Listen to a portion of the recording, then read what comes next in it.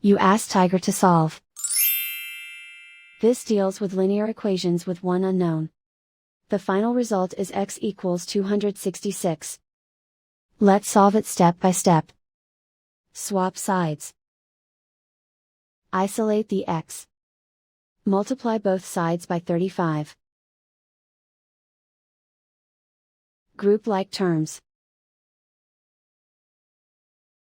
Multiply the coefficients. Simplify the fraction.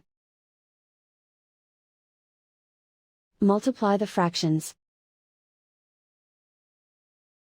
Simplify the arithmetic. And so the final result is x equals 266.